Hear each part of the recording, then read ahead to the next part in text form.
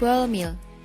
Ball atau rod mill adalah salah satu alat penghalus yang menggunakan rod atau batang sebagai penggiling. Alat ini terdiri dari suatu sel silinder yang di dalamnya terdapat media penggiling yang tercampur dengan bahan gilingan dan akhirnya terjadi tumbukan terhadap bahan gilingan dengan rod. Biasanya media penggiling tersebut dipasang paralel dengan sumbu putar. Batang atau rod biasanya terbuat dari baja karbon. Ball mill termasuk ke dalam grinder. Ball mill bekerja pada bahan kering ataupun basah dan operasinya kontinu maupun batch.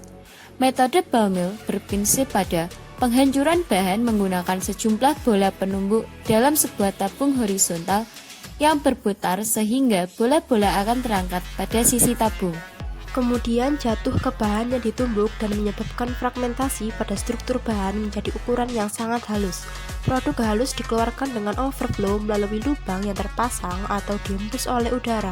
Ukuran umpan ball mill tergantung pada tingkat kerapuhan umpan padatan. Untuk padatan yang sangat rapuh, ukurannya 1-1,5 inch. Ukuran bola-bola penggilas yang memiliki diameter yaitu 1-6 inch. Volume bola-bola penggilas yaitu 50% volume kompartemen. Rasio reduction yaitu 20:1 sampai 200:1. Keunggulan metode ball mill adalah waktu penepungan lebih cepat dan tepung yang dihasilkan relatif lebih halus sehingga mampu meningkatkan hidrasi tepung terhadap air. Berikut akan saya jelaskan mengenai bagian dan fungsi dari ball mill. Yang pertama yaitu ada air in, yaitu udara masuk. Yang kedua ada cleaner clean, yaitu clinker masuk. Yang ketiga ada bearing. Fungsi dari bearing adalah menjaga agar poros ban atau as roda tidak langsung bergesekan dengan rumah atau roda. Komponen ini juga didesain minim friksi, sehingga ketika roda berputar bisa terjaga stabil. Fungsi bearing itu sebenarnya untuk mengurangi gesekan dari suatu putaran, sehingga membuat putaran roda menjadi lancar. Yang keempat ada liner plates yang berfungsi untuk melindungi bagian dalam ball mill. Yang kelima ada camber 1 yaitu yang berfungsi untuk pengeringan dan cross grinding atau penggilingan kasar. Yang keenam ada intermediate diaphragma. Yang ketujuh ada grinding media. Grinding media adalah bahan yang akan dikecilkan ukurannya. Yang kedelapan ada camber 2, berfungsi sebagai tempat pengolahan bahan dari camber 1 yang ukurannya agak halus, kemudian dikecilkan lagi ukurannya sampai memperoleh besar ukuran yang diharapkan. Yang kesembilan ada mill seal, adalah bagian luar dari ball mill yang berfungsi untuk menjaga agar bahan tetap aman selama proses pengolahan. Yang ke-10 ada outlet diaphragm atau membran keluaran yang berfungsi mengeluarkan bahan setelah mengalami proses penggilingan dengan mudah. Alat ini terbuat dari bahan yang elastis dan kedap air. Yang ke-11 ada grinding media, adalah bahan yang akan dikecilkan lagi ukurannya. Yang ke-12 ada bearing. Fungsi bearing untuk mengurangi gesekan dari suatu putaran sehingga membuat putaran ball mill menjadi lancar. Yang ke-13 ada cement out, yaitu tempat bahan yang akan keluar. Karena di sini contohnya adalah semen, maka cement out adalah tempat keluarnya semen hasil penggilingan. Yang terakhir adalah air out, yaitu bagian untuk keluarnya udara setelah membantu proses penggilingan. Berikut adalah gambar ball mill yang sering digunakan dalam proses industri.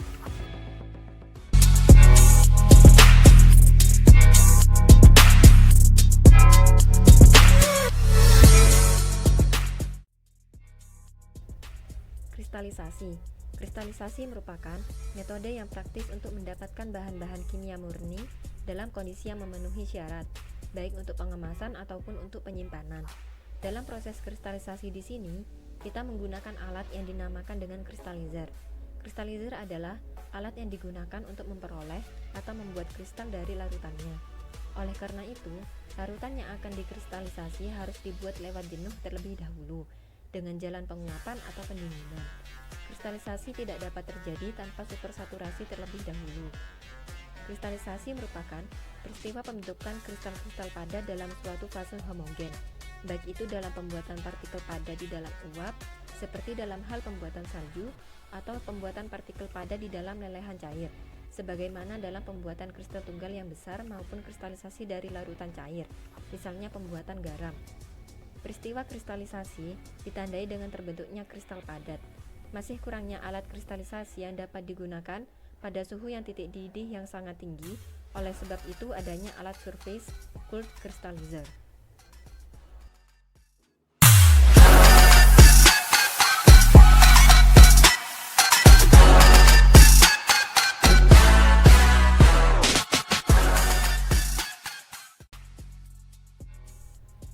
Surface cooled crystallizer adalah crystallizer yang menggabungkan badan draft tube baffle crystallizer dengan heat exchanger.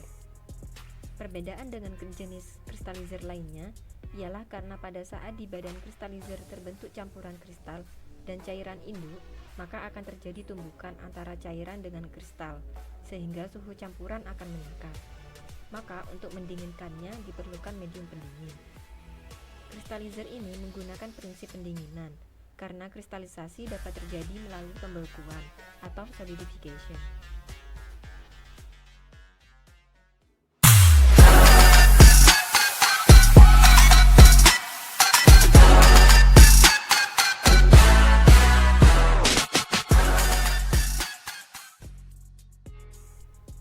Prinsip kerja.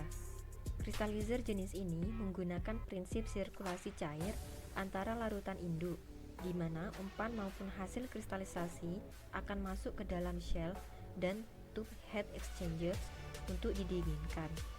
Digunakan prinsip pendinginan karena kristalisasi dapat terjadi melalui pembekuan atau solidification.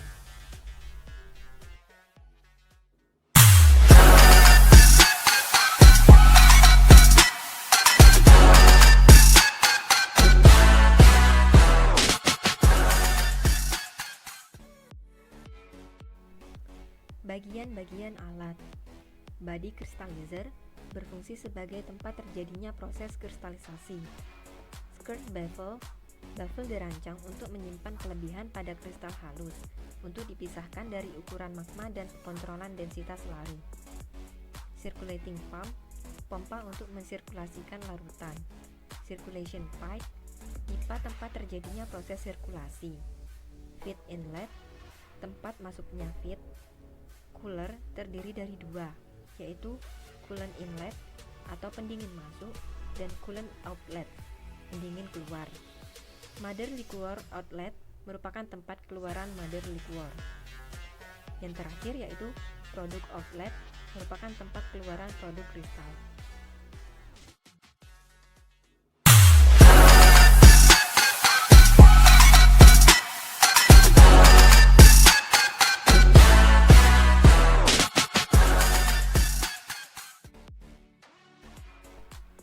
Cara kerja.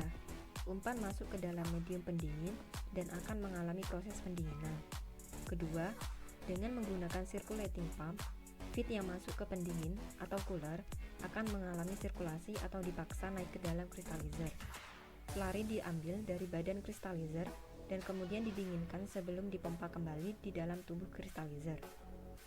Yang ketiga, adanya pompa menyebabkan cairan induk akan mengalir secara turbulen, baik di dalam HE maupun di dalam badan crystallizer. Dengan bantuan baffle, maka akan sering terjadi tumbukan untuk menghasilkan kristal, di mana terdapat sekat antara saluran head HE dengan ujung keluaran cairan induk. Bila kristal sudah terbentuk pada cairan induk yang sudah lewat jenuh, maka kristal akan turun karena adanya gaya gravitasi dan perbedaan massa jenis. Kristal dari crystallizer jenis ini berukuran besar, antara 30 sampai 100 mesh.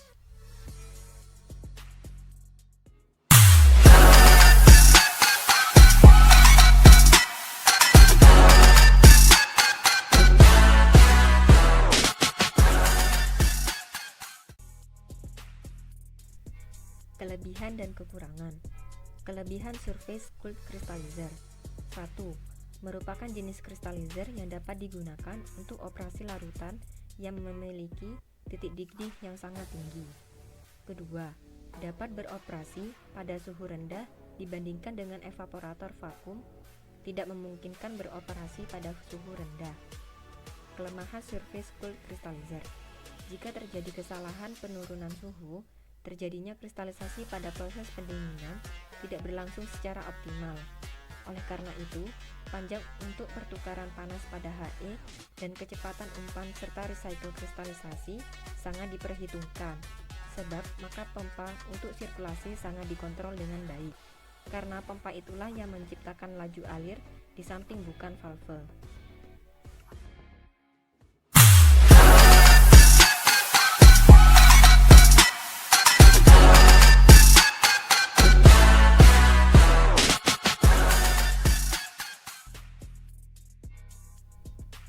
Aplikasi Surface Cooled Crystallizer pada industri untuk pembuatan natrium klorida dari larutan kaustik, sodium karbonat dekahidrat dari sisa larutan, dan sodium klorat dari larutan natrium klorida jenuh.